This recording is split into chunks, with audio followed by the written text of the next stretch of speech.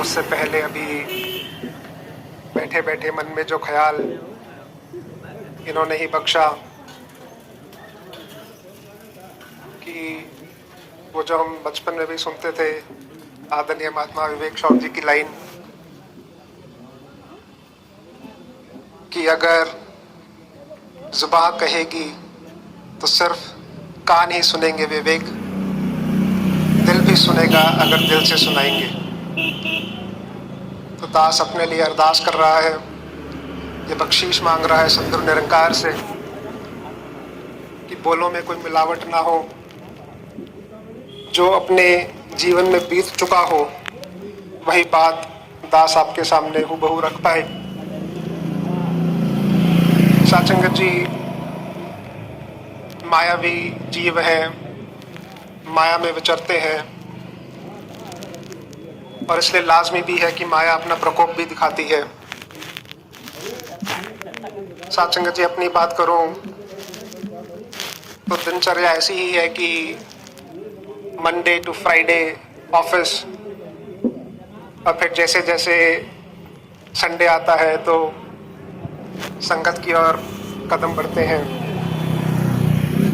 तो साचंगत जब कभी बैठ के इंट्रोस्पेक्शन की जाए, आत्म विश्लेषण किया जाता है तो समझ आता है कि वो जीवन में जो एहसास इन्होंने बख्शा, जो वरदान मुझे दिया ब्रह्म ज्ञान का, उसका एहसास कभी कभी मेरे जीवन में कम हो जाता है। कभी कभी ऐसा लगता है कि भक्ति धीमी पड़ रही है, और ये जितना भी साचंगत मन के भाव बनते हैं सिर्फ और सिर्फ इसलिए क्योंकि माया के अंदर विचर रहे हैं और माया अपना काम करती जा रही है। लेकिन साचंगत फिर जैसे बाल संगत से ही ये बात जो दिमाग के अंदर, मन के अंदर, चित्त के अंदर इनग्रेन की गई कि सतगुरु मैनू चढ़नी लाया, कि सतगुरु ने मुझे चरण में अपने चरणों का ध्यान बख्शा। और फिर आगे क्या कहते हैं, सतगुरु मैनू चढ़नी लाया, वरम बुलेखा सब गवाया, चिंता दिल दी हो गई दूर, जिधर वेखा नूरो नूर। कि अगर अपने चरणों का ध्यान बख्श दिया तो फिर उसके बाद वो जितने भी भ्रम, वो जितने भी भटकाव मेरे जीवन में, उन सब से ये दूर कर देते हैं। पर साचंगत क्योंकि दुनियावी जीव है, अब जैसे बात भी की कि माया तो प्रकोप अपना डालेगी ही, तो वो भी अभी बैठे बैठे बात याद आई जो आदरणीय विवेक शॉर्ट जी की ही, जो किसी एक सत्संग में, क्योंकि फिल्म इंडस्ट्री से ताल्लुकात रखते थे, तो अपना एक वाक्य सुनाया। कहने लगे कि किसी एक जगह शूटिंग चल रही थी और शूटिंग का जो सीन वो कुछ इस प्रकार कि एक गांव है और गांव में कुछ लोग मौजूद हैं, और ये जो लोग हैं ये आपस में कुछ ऐसा एक्ट कर रहे हैं, ऐसी एक्टिंग कर रहे हैं, ऐसा मान रहे हैं कि गाड़ी चला रहे हैं। हालांकि साधारण रूप में ही खड़े हैं,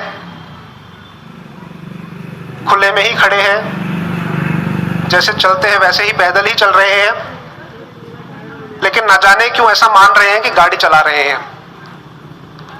किसी के हाथ में स्टीयरिंग व्हील, मुंह से आवाज भी निकाल रहे हैं, रूम रूम। कोई कभी आगे से गाड़ी घुमा रहा है, कोई पीछे से गाड़ी घुमा रहा है, कोई दाएं से, कोई बाएं से। अब वहीं पास में एक व्यक्ति ये सब नोटिस कर रहा है, दूर से ये देख रहा है और देखकर हैरान हो गया कि ये हो क्या रहा है, इस गांव में ये बात क्या चल रही है कि कोई कभी स्टीयरिंग व्हील लेके दाएं घुमा रहा है, कोई बाएं घुमा रहा है, कोई गाड़ी लाके पार्क कर रहा है। तो जब ये देख रहा था, कुछ दूर आगे ही फिर नजर पड़ी, एक और सज्जन दिखे वहां पर, और वो सज्जन मुस्कुराते हुए दिखे। तो तो इनको लगा कि शायद ये कोई सूझबूझ वाले महात्मा है, इनसे जाकर एक बार पूछा जाए। उनके पास पहुंचे और कहते हैं कि भाई साहब ये क्या चल रहा है इस गांव में। सामने से जवाब आता है मुस्कुराते हुए कि ये 4-5 लोग जो आप देख रहे हो, इनको लग रहा है गाड़ी चला रहे हैं। कोई दाएं से आता है, कोई बाएं से आता है, कोई गाड़ी पार्क कर देता है, कोई तो गाड़ी में चढ़ भी रहा है, कोई उतर भी रहा है। तो फिर जवाब आया कि बड़ी अजीब बात है, कैसे हो रहा है ये सब, कब से ये सिलसिला चलता जा रहा है। तो फिर वो सज्जन जवाब देते हैं, कहते ये तो रोज का इनका खेल है, सालों सालों से मैं देख रहा हूं, रोज ऐसे ही करते हैं, रोज ऐसे करते हैं, सालों सालों से ऐसा चल रहा है। तो भाई साहब आप इन्हें बता क्यों नहीं देते, आप इन्हें इनका भ्रम निकाल क्यों नहीं देते, इनका वहम हटा क्यों नहीं देते कि कोई गाड़ी नहीं, किसी गाड़ी में नहीं बैठे। तो फिर सामने से आवाज आती है, भाई साहब इनका भ्रम हटा दूं, इनका बुलेखा निकाल दूं। अरे ये जो गाड़ी चला रहे हैं, इस गाड़ी को साफ करने के तो 500 रुपए लेता हूं,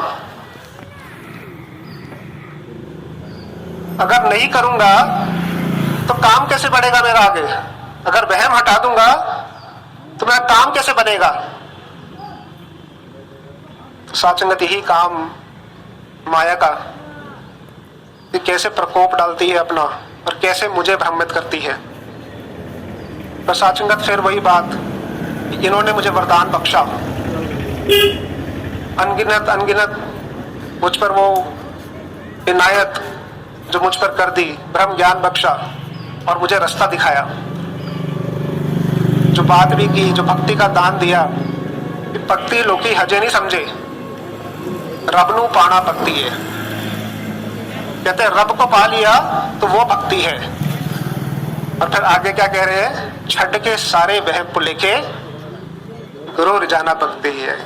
इस सारे वहम पुलेखे में डाला नहीं, मुझे निकाल दिया, मुझे कहा दूर हो जा इन सारी चीजों से, इनका कोई फायदा नहीं, तुझे तो मूल रूप दिखा दिया, तू कहां इन चक्रों में पड़ा हुआ है। और अगर कहीं मैं फंस भी गया तो फिर मेरे सामने किसी ना किसी रूप लेकर मेरे बीच मेरी उंगली पकड़कर मुझे बाहर निकाल लेते हैं।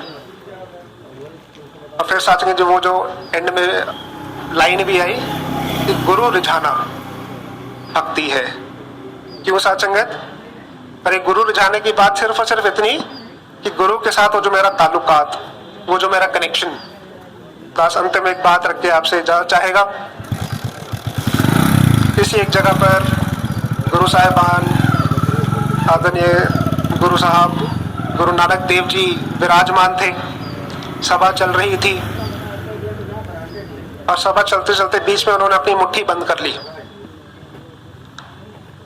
सामने उनके गुरु नानक देव जी के दोनों बेटे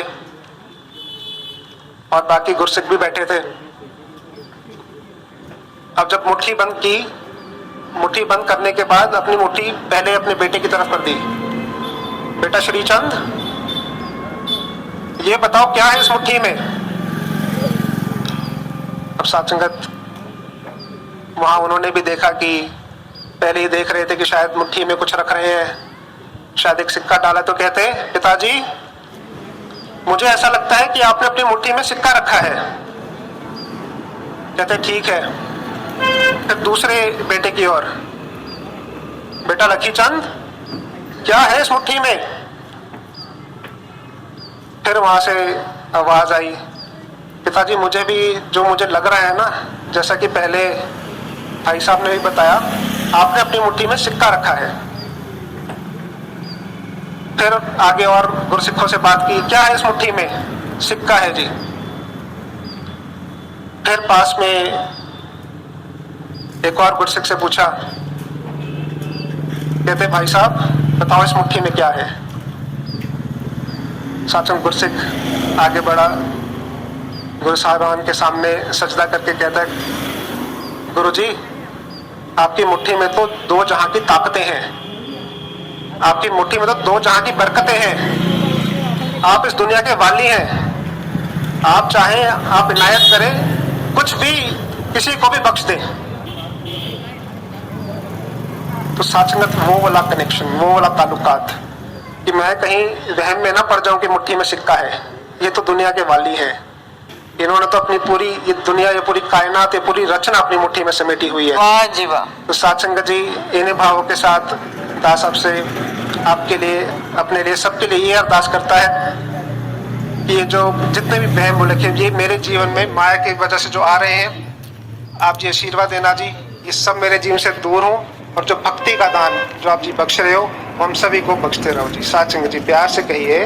दान अंकार जी। सत्संगत स्वामी रामकृष्ण परमहंस जी कहा करते थे कि जो माया है ये तालाब की काई के समान होती है।